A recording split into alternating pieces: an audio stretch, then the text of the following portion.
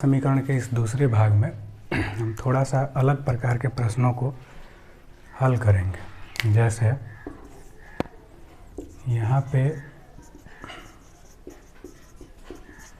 इस प्रकार के यदि प्रश्न दिए हुए हों, जैसे यहाँ पे कुछ मान दे दिया गया हो, तो उस कंडीशन में हम इसको सॉल्व कैसे करते हैं। तो इसमें पहले मान को अंतिम मान के साथ गुणा कर देते हैं। गुणा करने के बाद जो बीच वाला पद है इसको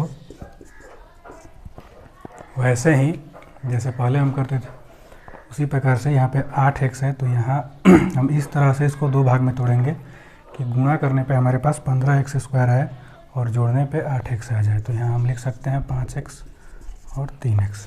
यदि हम इन दोनों को जोड़ें तो होगा 8x और इन दोनों में आपस में गुणा करें तो ये होगा 15x²।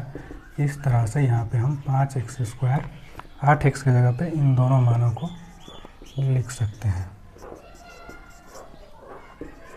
तो यहाँ पे फिर से वैसे ही इन दोनों में से जो भी कॉमन होगा उसको कॉमन ले लेंगे।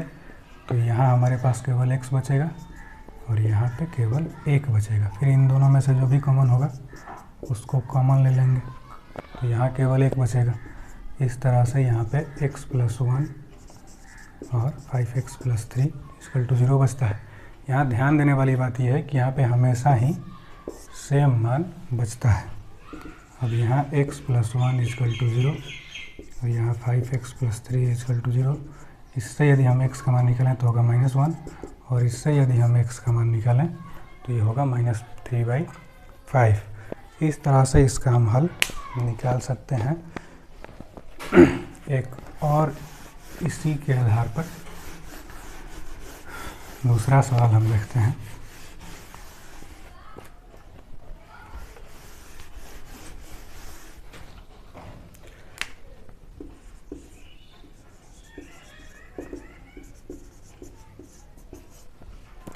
जैसे ये दिया हुआ है, अब इसको हम सॉल्व कैसे करेंगे। तो वैसे ही सेम जो बीच वाला मान है इसको हम दो भागों में इस तरह से तोड़ेंगे कि जोड़ने पे 7x आए और गुणा करने पे 12x² आ जाए। तो यहाँ हम लिख देंगे,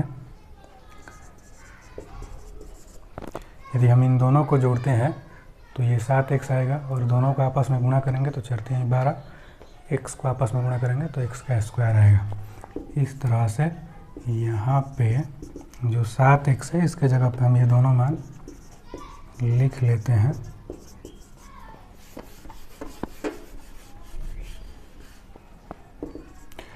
फिर इन दोनों में जो भी कॉमन होगा उसको कॉमन ले लेंगे।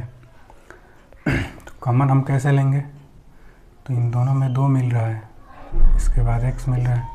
यदि हम इसमें से 2 और x को निकाल दें तो केवल 1 x बचेगा और यहाँ से यदि हम 2 को निकाल दें तो यहाँ पे 2 बचेगा। x तो पहले ही निकल चुका है। फिर यहाँ पे इन दोनों में यदि हम चाहें तो 3 को कॉमन ले सकते हैं। फिर यहाँ होगा x+2। इस तरह से ये अलग मान प्राप्त होगा और यहाँ पे अलग मान प्राप्त होगा। तो इसको हम 0 करके फिर इसको 0 करके x का मान निकाल देते हैं -2 और यहाँ से जो x का मान आएगा वो होगा -3/2। इस तरह से किसी भी द्विघात समीकरण को हल किया जा सकता है। इसमें अब यहाँ पे माइनस या यहाँ प्लस या यहाँ दोनों जगह माइनस या एक जगह प्लस एक जगह माइनस लिख करके भी हम इन समीकरणों को हल कर सकते हैं, लेकिन उसके लिए थोड़ा सा अलग तरीके का इस्तेमाल किया जाता है।